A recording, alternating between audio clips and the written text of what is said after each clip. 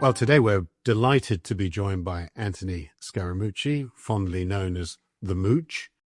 He is a very successful Wall Street financier, one-time spin doctor, and perhaps one of the most trenchant and thoughtful critics of President Trump. He is a proud New Yorker, born and raised in Long Island, educated at Tufts and Harvard Law School, worked at Goldman Sachs, formed his own advisory and asset management business, and he is the co-host of The Rest is Politics, US, along with Katty Kay. Welcome. It's a real pleasure to be here. Thank you, Lionel. And thank you, Alan. Well, that's an extraordinary career that you've had. You've done many different things, but you're... Failed upwards, Lionel. It was a process of failing upwards, you know. Well, let's talk about one brief failure, because it's one of the things you're best known of, perhaps unfairly, but you did... No, it's okay. I mean, I think it's pretty fairly, actually. I failed apocalyptically with that, but go ahead. Let's talk about my mid-July or late July apocalypse. Go ahead. Yeah, Anthony, you were a master of English understatement already, because here we are, by the way, by Tower Bridge in London at the Four Seasons Hotel. Anthony, tell us about that brief week as Director of Communications in the Trump administration, but above all, how you made the transition from, if you like, flack to hack. Well, I mean, let's start out by saying that I was completely ill-suited for that job. And let's start out by saying that this was the typical managerial style of the president. And so it would be important, just 30 seconds of preview. I'm on the campaign, longtime Republican donor. I'm hosting Wall Street Week. I don't know if you guys would remember Lou Rukeyser, but I bought that show from Maryland Public Broadcasting. I put it back on the air. Roger Ailes then bought it from me. And so I was hosting it at the Fox Business Channel. I was having a reasonably good life. When Jeb Bush left the race, then Mr. Trump called me and asked me to join him. I had known him, not super well, but I made the fateful decision. So the first catastrophic decision was to join his campaign. And I did that based on a rational analysis of being a Republican and wanting to be loyal to the party. So I think it's very important to thread this so you understand where I ended up and what the cautionary tale is for other people. So now I'm hosting the show. I'm working with the candidate. I did 71 campaign stops with him, which transformed my view of America, which I'm very happy to talk about. And a lot of those stops were tragic for me because I grew up in a blue-collar family, lived out on Long Island. I took my co-host Katty Kay to my mother's house, Lionel, last year. I think she was surprised at the tightness of the house. I mean, I'm not saying we were poor, we were in the middle class, but I just want to give you a sense for how I grew up, because when I was walking with Trump to various sites and traveling with him, you could see that middle-class America, which was once economically aspirational, had turned economically desperational. So now I'm invested in the story because these are the people I grew up with. How do we help these people and reconnect them into the system that has globalized on them and frankly left many of them behind? So this is where the passion piece of this is, and this is how you start making mistakes in life. And then so we went on, provided media advocacy, raised the money, put money in his PAC. He wins. And then the second fateful mistake is that he puts me on the executive transition team. And so now there's 16 of us sitting in rooms like this trying to build the cabinet. The president never thought he was going to win, so we didn't do any preparation. He fired Christie the day after the election. He put the former New Jersey governor, him. Yeah, he puts Pence in charge. So it's me, Mnuchin, Pence, and we're literally like the engineers in the Apollo 13 movie trying to figure out how we're going to get the capsule home. And so we're scrambling. We put the cabinet together. My wife cannot stand Donald Trump. I mean, she hates him almost as much as Melania, which is, there's a level of hatred that Melania has for him, and then there's other levels of hatred. So she's not quite there. I mean, maybe General Milley is there, but he's probably... Oh, I think he's definitely... Yes, he's probably the only one I know that hates him as much as Melania. But anyway, he goes to work there. My wife says, don't go do this. You worked on the campaign. You guys, chemistry is going to be terrible in a situation like that. Don't go do it. So here is the mistake of ego, and this is sort of what the Greek tragedians wrote about. You get your pride, you get your ego in a situation. I told Trump, I said, Priebus and Bannon are very bad guys. They're out for themselves. They're going to hurt you. That's the Reince Priebus, the White House chief of staff. Yeah, because he's the best, actually, because he like looks at you like he's like howdy doody, like he's like Richie Cunningham from Happy Days because he's from Wisconsin, but he's coming with shivs. And, I mean, you worked in Washington. You know what these people are really like, right?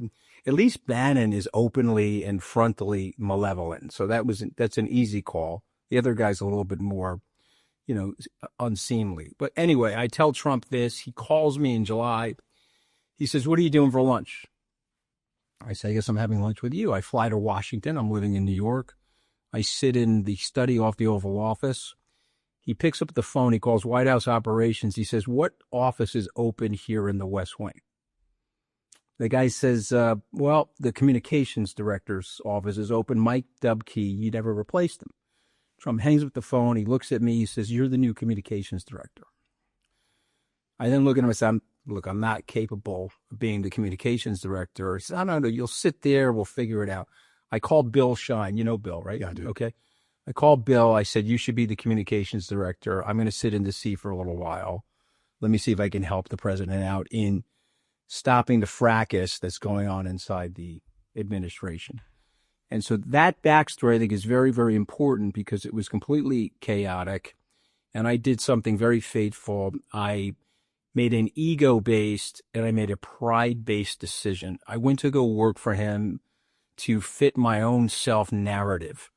Went to Tufts, Harvard Law School, grew up in a blue-collar family. I'm now going to work in the White House. That was overly compelling. That was overly enticing to me. If Odysseus could tie himself to the mast to prevent jumping into the Charybdis, that wasn't me. Okay, so there I was in the whirlpool with everybody. And it was chaotic and it was very, very confusing. But the thing for me as a Wall Streeter that I didn't understand, which maybe you would understand better than me, having lived in Washington, is that the incentives in Washington are totally different than Wall Street. You bet. On Wall Street, we're all on the green team. So Lionel, Alan, you guys could hate my guts. There's $1 billion on the table. We're going to split it 3 ways. You're going to find a way to pretend like me and vice versa, right? But in Washington, they don't do that. No, that's absolutely right. So it didn't end well, but you came back. You do, though, have a very, I think, unique insight into the way the president's mind works. But also, you, like Peter Mandelson, who went down to Mar-a-Lago, by the way, one of his first trips was just to study how Trump communicates. Yep. And he does have a brilliant, a very effective way of communicating. Can you talk a little bit about that and how you think the media should try and interpret and cover it? Because it's a very difficult job. Well, first of all, I think Peter, your ambassador, has done a phenomenal job early. He got the UK out of the way. Okay, how do you get the UK out of the way? You go first. You cut the deal. I predict that the deal that the UK cut will get watered down over the next 6 to 12 months. But at least you're now out of President Trump's field of vision, so you don't have to go through the humiliation rituals that he's going to put everybody else through because it's just the nature of his personality. So I applaud Peter for that and the Prime Minister for that. Secondarily, as it relates to his communication style, he is a television director. He is a reality television producer. And so in his style are 3 or 4 different things that he has studied and perhaps the American journalists or the international journalists have not studied. And that is conflict. That's intensity of language. That's saying things with great pomposity and great hyperbole to get people to overreact to what he's saying. There's also a distraction piece to this. So if he's grifting several $1 billion, he'll throw bombs over here. So everyone's running over here while he's grifting the money in the opposite direction. And so that's something that he does. He he's on track now. He was almost like, he's like a British footballer or like an American baseball player. He's going to break a record in this term because he told 30,000 lies, according to the Washington Post last time. He's pacing for 40,000 lies. Okay, so he's going to tell 10,000 lies this year as the president of the United States. And what happens to the people in the media is they hear, oh, well, that's a lie, and then they set their hair on fire. Oh, he said something outrageous, set their hair on fire. Like, we've also done a secondary thing to him is that we've normalized his behavior. So if he's sending out a tweet that he knows where the ruler of Iran is, the president of Iran, or the holy ruler, whatever he's called, but we're not going to kill him right this second. For now, that's television production. That's hyperbole. That's breaking every single norm, right? Dwight Eisenhower wouldn't do that. Ronald Reagan wouldn't do that. Bill Clinton wouldn't do that. I don't know anybody. There were 45 people that have ascended to the presidency. Grover Cleveland and Donald Trump have done it twice, so we have 47 terms of president. You tell me. I mean, so that's what he does. So when I say to the media people, first of all, you're overreacting. If I meet a political leader and they ask me what to do, I say, you don't overreact. And remember, he's producing a show. So Carney gets this better than anybody. You know, Carney and I... He's done very well. Yeah. Well, Carney and I started at Goldman Sachs together. Alistair and I interviewed Carney before the Chrystia Freeland election in Canada. That's Alistair. Yeah. And so Carney understands, wait a minute, I am not going to let him direct me as a B-level actor in this movie. I am now going to be a co-producer. Am I coming to the Oval Office? You are. Okay. Who's in the Oval Office? Are you going to be running tapes? Because he hijacked the president of South Africa. Yeah. He's running tapes of another country, Lionel, and it's not even the guy's country, but he's doing this for theatrical purposes because he wants to upset the media. He wants to control the media's attention. So you as a journalist, two things with Trump: loves money and he loves attention. He's not there to serve the people. He's not there to make America great again. He's not there to put America first. He's put himself first, and he wants to be on the top half of the fold of the FT. And if he's not there this morning, he's pissed off. He's going to figure out a way to get there tomorrow. Yeah.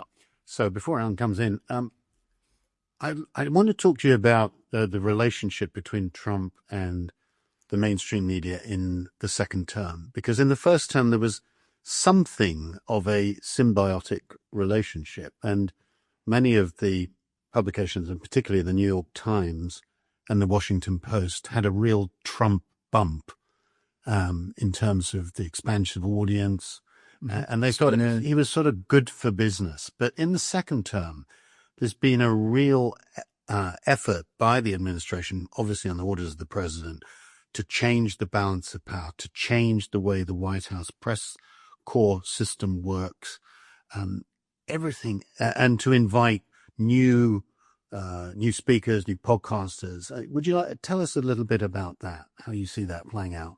Well, he has a brittle personality, so he has an external need. He has this, he needs to be glorified. And so you can call this narcissism.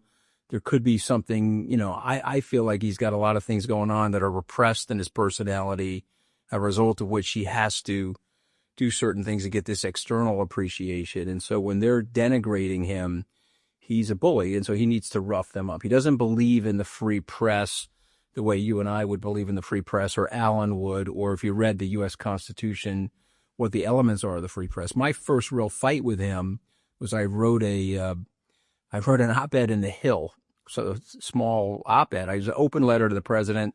The press is not the enemy of the free people, okay? And the press is not the enemy of anybody. If anything, the press is holding people in power. That's why I never got upset with the press. I mean, they called me all kinds of names. I don't care. You're going to move on. It is what it is, right? But the press is there to hold people in check. But there's a secondary factor for the press that people should never forget. Our economic innovation, our technological innovation emanates from the free press. Why? We tell our second grade children that they can speak and think freely. If you can speak and think freely, you go on to create Facebook. You go on to create the iPhone. You can create a computer. You're told by your leadership as a child that your mind is open. You can say whatever you want.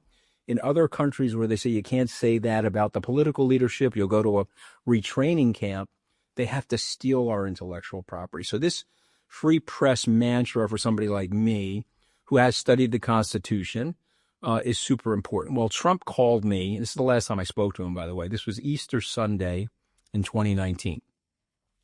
So White House operator, hold for the president. I thought he was calling me to wish me a happy Easter. He was not calling me to wish me a happy Easter.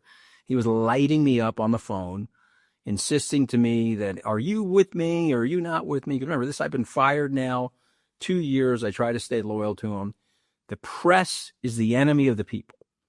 Okay, but they're not the enemy of the people. And so that's when the fight started, really. And then it really erupted in August of 2019 when he was completely out of control. But this new move to put these other people in the game, I would tell everybody in the mainstream media they should ignore that.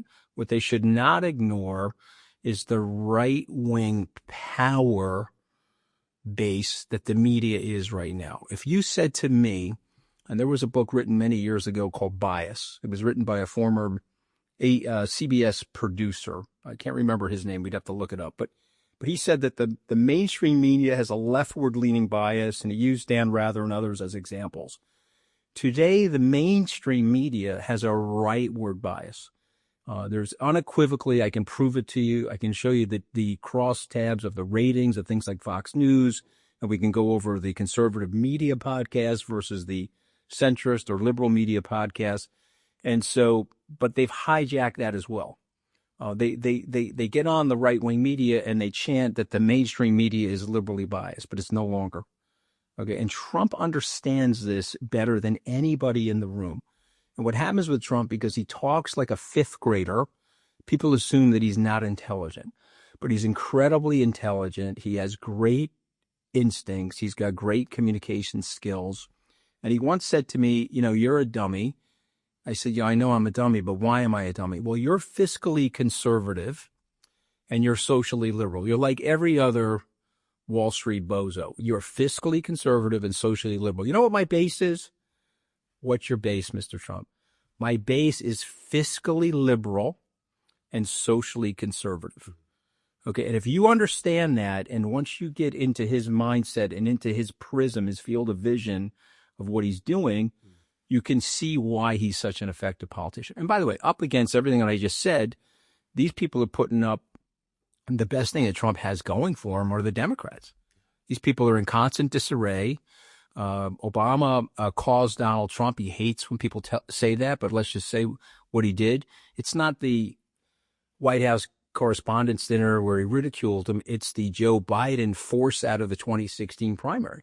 He told Biden, hey, man, you can't run. And Biden's like, what do you mean I can't run? I want to run. Well, no, you can't run. He boxed him out. They boxed out Sanders, so much so that Diane Wasserman Schultz got fired on the evening of the DNC in Philadelphia in 2016. The chairman of the Democratic Party was fired because they manipulated the results to push Hillary Clinton into that seat.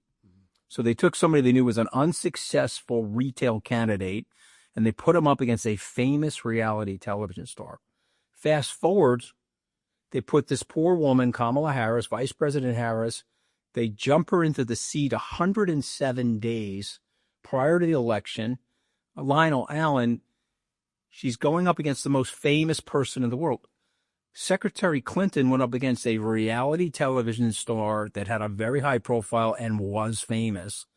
Vice President Harris, the most famous person in the world. And here's 107 days. And by the way, you don't even have your own staff. We're going to give you Joe Biden's staff. And, you know, we don't want you to say anything bad about Joe Biden. We don't want you to break. And I know you guys both know Robert Caro, but if you go through those biographies, Humphrey didn't break from Johnson until October. The polls started narrowing. If he had broken from Johnson at the convention, he would have had a better chance. But these guys didn't listen. They didn't follow the echo of history. And here you go. Trump is running around again. I mean, the good news is he's a decaying political asset, but the bad news is we got a very small man making very big decisions, which could be consequential for the world. Anthony, just to understand better, listening to Trump, it's a consistent pattern over about 10 years now to denigrate, delegitimize the mainstream press and media organizations. Is that tactical, or does he have genuine contempt for what journalists do? Tactical. Yeah, no, he's, you guys, I'm assuming you've all met him, right? You've met him. So when he, Lionel, I love your work. And, come on, he's extremely charming when you meet him, right? Actually, he wasn't particular. Oh, he wasn't for you? Okay. All right. And I said I wanted a photo. All right, you're out of good looking blonde, though, Lionel. Let me take a look at you. No, you don't look. He was charming when I said I wanted a photograph with him in front of Andrew Jackson. Okay. He loved that. Okay, there you go. All right. Well, I mean, maybe he was in a bad, maybe he was hangry on that day. He does get hangry. This guy's drinking too much Diet Coke. But the point is, it's tactical. He knows when he's fooling around. He knows when he's not fooling around. There was a very funny story, and General Kelly tells it better than me, but there was information. He was going into the Rose Garden. We prepared something for him. I think the number was like 86% or something. It's like a big number. It was an impressive number. He gets to the Rose Garden, gets to the microphone. So I just want you to know it's 96% of the pub. Why'd you do that? 86 was a good enough number. You're going to get another Pinocchio from the Washington Post. Wow, I thought 96 sounded better. Okay, and he told Leslie Stahl something that you guys should really listen to. If I chant the same thing over and over again, the sky is green, the sky is green, the sky is blue, but you know what? There's going to be 30% of the people that like me that are going to chant with me that the sky is green. He understands that, and he's breaking the norms. He is, they call it in golf the Trump foot wedge, okay, because his golf cart is 6 miles an hour faster than yours. He gets down the fairway before you do, and he kicks your ball into the woods, and he kicks his ball onto the fairway. We call it the Trump foot wedge. Okay, that's Donald Trump. And and the problem that everybody has with him is that you grew up in a society with values, and you grew up in a society with moral norms, and you grew up with a society with levels of ethics and integrity. That is not Donald Trump. Okay, Donald Trump has learned long ago, I can bully my way through these rules, and if I continue to push harder and harder, people will relent to my bullying.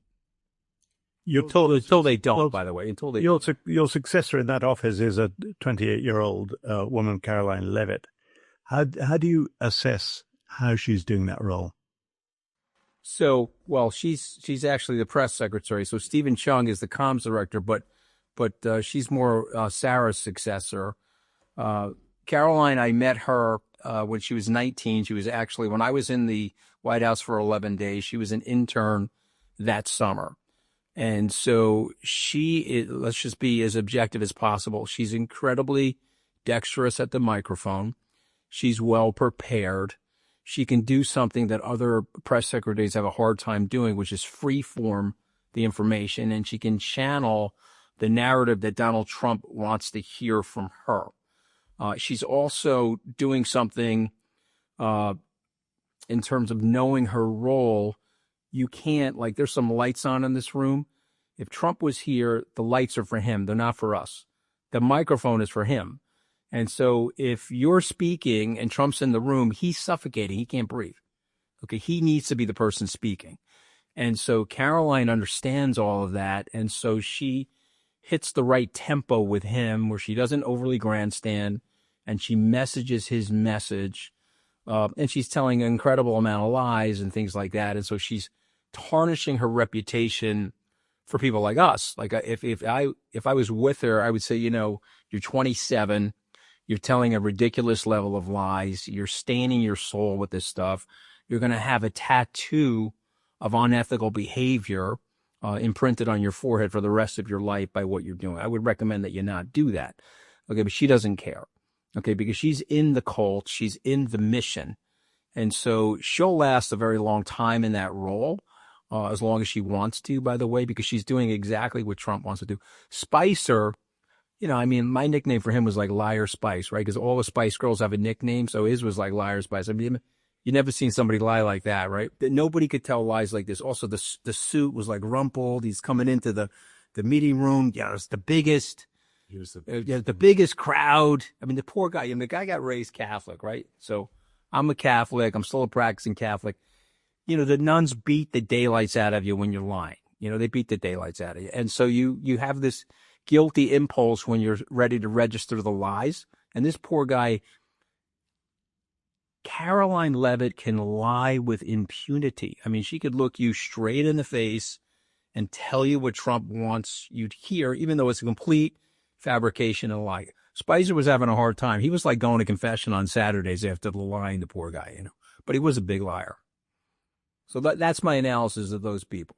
Okay. And Bannon, we all know his phrase, flood the zone with shit.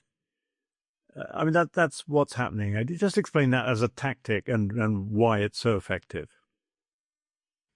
Well, because you can't handle all the disinformation. So in other words, it's like it's almost like a shotgun effect. Everyone's hit with some level of shrapnel. They're focused on the injury that they're getting while they're running their Project 2025 and trying to jam it into the system to weaken the judiciary and weaken the legislative branch. And so, yeah, it's a very effective thing. By the way, there was a biography of Joseph Goebbels, maybe 10 or so years ago, that describes all of this, and describes how to make the big lie and so forth. And this guy is incredibly malevolent. But can I tell the two of you why I believe in God? Would that be okay if I tell you why? Because, there's a lot of atheists. Like, I'm looking at you, Alan. You look like an atheist to me at this point. Most Europeans always thought he looked like. Yeah, he looks like an atheist. Really, I'm just looking at him. He's agnostic. Yeah, he's agnostic. All right, but let's just say there's a lot of atheists on the continent that we're talking from, but the Americans on that continent, they still believe in the religions, right? You know that, right? So that's a big thing that Trump understands. Spent a lot of time this. Right. So you know, well, that's the buckle of the Bible Belt right there, right? So, but you want to know why I believe in God, Alan? This will make you a believer. Bannon is articulate. He's incredibly well read.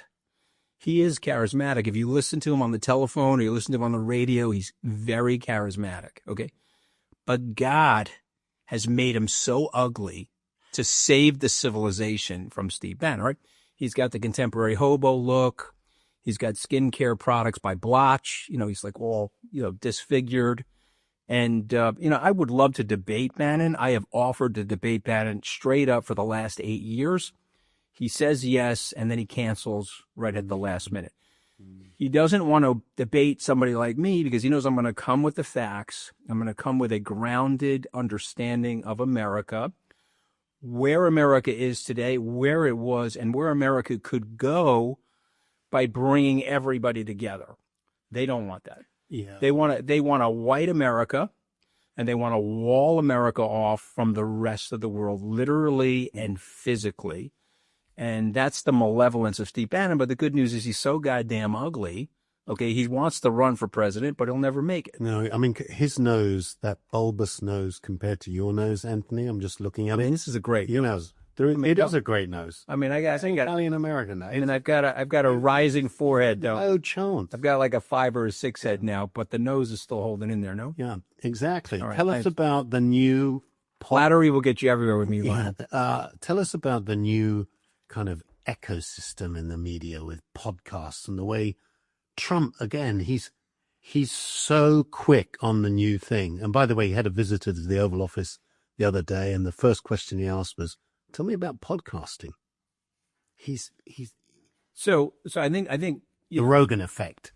Yeah. So I would say I wanted to start with 2016 for 30 seconds.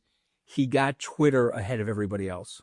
If Obama got Facebook in 2008, Trump got Twitter in 2016, and he knew how to ignite Twitter and hop over the mainstream media using that device. The podcasting is a different thing. And so the podcasting has pushed the conversation into the realm of intimacy. And let's just hear me out for a second. So there's the three of us talking. There's a third or fourth person listening. They likely have an earpiece in. They're probably walking somewhere or they're working out. And there's a level of intimacy to that you can't really describe. If you and I are broadcasting together and there are two cameras and there are lights and cameras, the audience knows that there's millions of people or hundreds of thousands of people listening. If they turn on the radio, they know they're sharing the conversation with the public. But in the podcast glues the 2 or 3 hosts and the guests to the one person. And there's a level of intimacy in that has changed the landscape of the media. And Trump maybe couldn't articulate it the way I just did, but he understands it immediately. Which are the better podcasts? Who am I going on with? Which are the controversial ones? Which are the ones where the eyeballs are going to be there? And all he's trying to do is normalize himself. And he's willing to spend the time. I mean, 3 hours in conversation with, of course, Kamala Harris wouldn't do that. Didn't go to the bathroom either. I mean, he's a 78-year-old guy, 79-year-old guy. He didn't go to the bathroom. Yeah, I mean, I was impressive. I would have had 3 stops to the bathroom probably. But effective plumbing system. Yeah, no question. Okay, so you give him a lot of credit. And so you'd say to yourself, his voice would be dehydrated, but it wasn't. Now, he said nonsense for 3 hours. And I think he told, 300 or 400 lies in 3 hours. I mean, the guy's unbelievable, but you got to give him credit. He shows up and he's making the presentation. She would not do that. You want to be president, you need a couple of things. So number one, you need name recognition. She did not have the name recognition. The evening of the election, the most Googleable search in the United States was, did Joe Biden drop out? Okay, so we're educated voters. A lot of people don't know what's going on. They vote last minute. Wait a minute, Joe Biden's out of the race? They didn't even know. They're not paying attention to the mainstream media or even their Twitter feeds, right? A lot of people aren't on Twitter. Number 2, you got to take risk, okay? Barack Obama, let me talk to you about race. I'm half black. I'm half white. Let me talk to you about my relationship with Jeremiah Wright. Jack Kennedy, he's in Houston. I'm not going to be controlled by the Pope. I'm going to be your first Catholic president. I'm not going to be controlled by the Pope. You have to take risk to be the president of the United States. Sister Souljah was a moment where President Clinton rebuked his base and said, well, she says I'm not for that. And let me tell you why I'm not for that. And all of a sudden, the person mainstreams into the center. And the vice president, lovely person, I helped her on debate prep. I was in the spin room for her after the debate with Governor Newsom and a few others. And she did a great job on the debate. She's a very thoughtful person. She's very well prepared. But you got to take risks. And you got to go on Joe Rogan. You got to go on all these different places. She went on one very high-profile woman's podcast. I can't remember the woman's name, but the woman's doing very well. And she was very good on that podcast. Not enough. A narrow question, a broad question, Anthony. When AP got banned for refusing to call the Gulf of Mexico the Gulf of America, what should the rest of the press pool have done? Should they have walked out? But that's the narrow question. The broad question is, what is the American media doing wrong, in your view, in handling this president? Well, so that's the thing. So if again, this is hindsight, by the way. So hindsight's not 2020, it's 2010. And so this is me now analyzing the situation after the fact. And so I admire these people trying to make real-time decisions. That's one of the things even if you're only in the White House for 11 days, you realize the balls are coming in very quickly. You have to make a decision. If you read an intelligence briefing, it's not like a Hollywood script. There's a 50% chance of this and a 25% chance of that. We know things, but we never really know things with great certainty. So I don't want to sit here and Monday morning quarterback these people, but the law firms and the press needed to organize. He's outthinking you because you're disorganized. So when Paul Weiss is going to the White House to negotiate, and I know Carb, he's a great guy, and I know he was trying to do the right thing for his clients and for his partners, et cetera, his staff, employees. That's Brad Cope, yeah. Yeah, but you have to, and he's a great guy. And so I'm not admonishing him for this decision. I'm just saying what would have been better, hey guys, he's coming after all of us. Let's team up 50, 60, 70 of us, all of our great legal minds, and tell him F you. Now, a couple of law firms did that. Yeah, I think some of them were in Washington, though. See, they're more Washington-centric law firms. WilmerHale, Cutler. Yeah, exactly. So WilmerHale is a very big, powerful Washington firm, and so they knew they were going to win the court case, right? And so if you read the Wall Street Journal, the guys that went in to capitulate to Trump got hurt, and the guys that didn't seem to now be doing better. It didn't look that way, Lionel or Alan, in the beginning. Same thing with the press. Oh, you're kicking the AP out? No problem. Bye-bye. Okay, have fun with Rinky Dink Podcaster here. And he said something about Tucker yesterday that made me laugh. He said, well, Tucker, get a network so people can hear what you're saying or some shit like that, right? And so he's network television maven, so if you pulled the air supply from him, this stuff, this microphone, that camera, and that light are oxygen for Trump. You would literally suffocate him. And so you have to be organized with Trump. You have to team up. And you have to say, well, this is what we all represent, even if we have disparate things. Now, this very issue, let me just finish. This is very important. This very issue has affected the Democrats because he shoots at them and they scatter like the press did and like the law firms. Okay, the best thing that Trump has going for him are the Democrats. Okay, they would never listen to me. I did Gavin's podcast. I told them, listen, stop focusing on the picayune policies, work on a unified purpose. Okay, you have a very big tent, get everybody in the tent. Okay, be pro-democracy, pro-America, pro-system.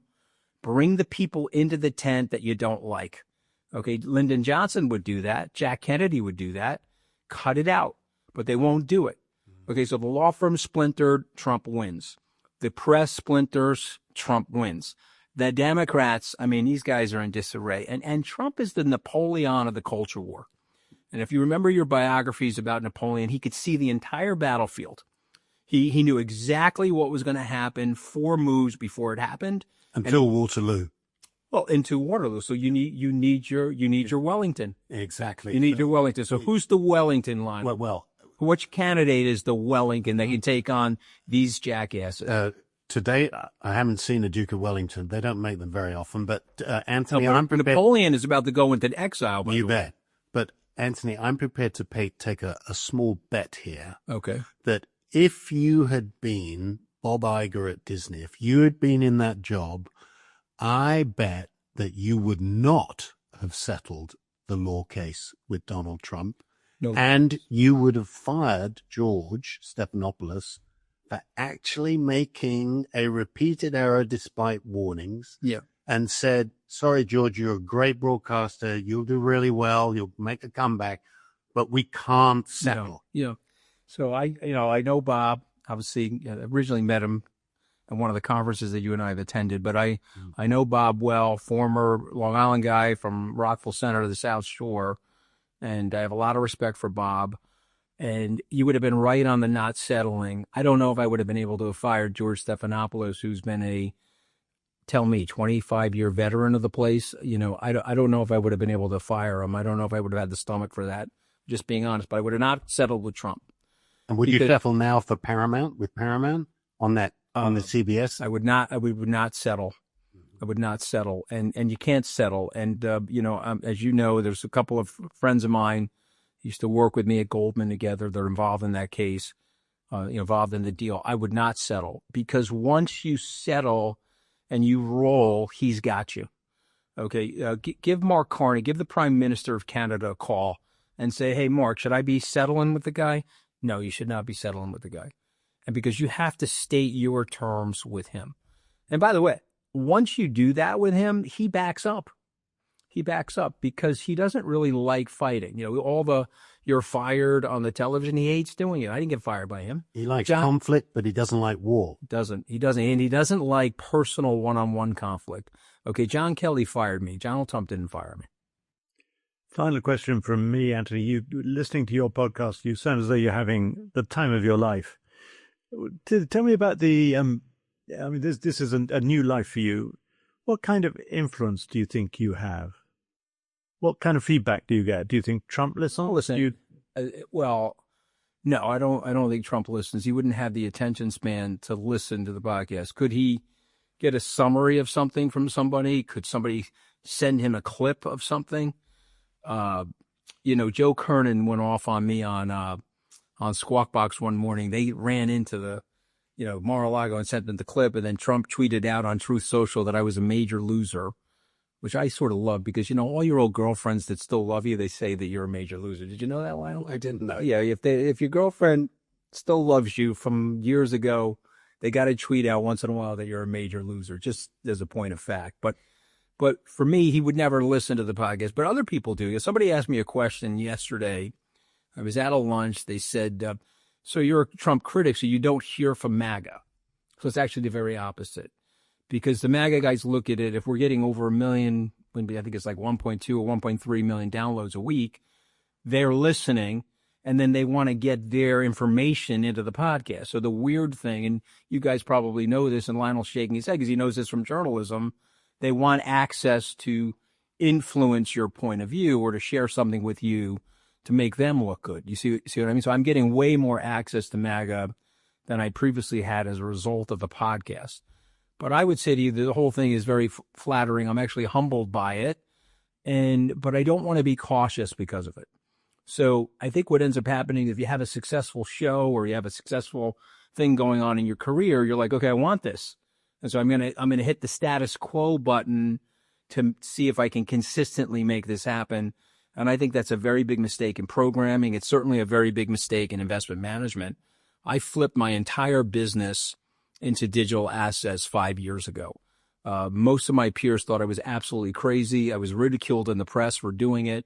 But today, 5 years later, my clients have enormously benefited from that decision. And so I'm going to share something with you guys that Roger Ailes once said to me. And just for the viewers out there, Roger Ailes was a legendary comms guy for the Republicans.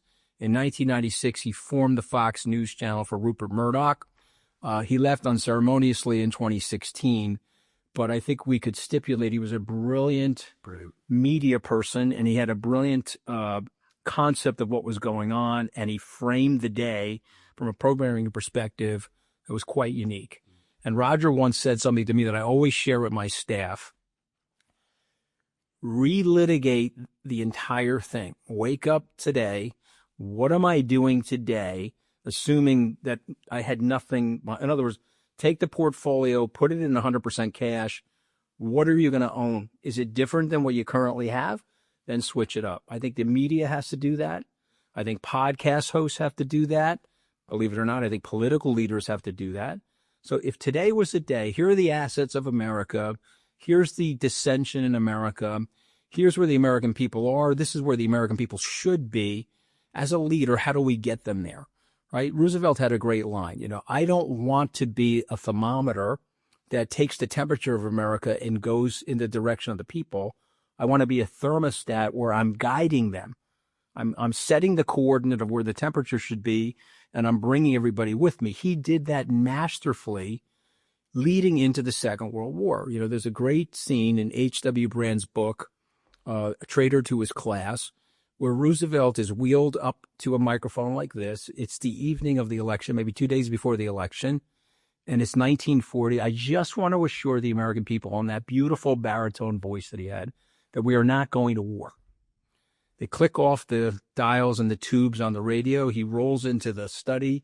He shakes himself a martini. He tells his son, man, I just told a very big lie to the American people. We're going to war. But you know what? I had no choice because I want to win the election. Shaking the martini. And he said, then they're going to go to war, whether it's me or Wilkie, it's not going to matter. We're going to end up in the war anyway.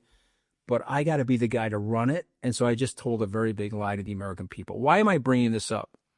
Because sometimes you have to push the people in the direction that they need to go, whether they like it or not. And the country needs to reunite. The first name of the country is United.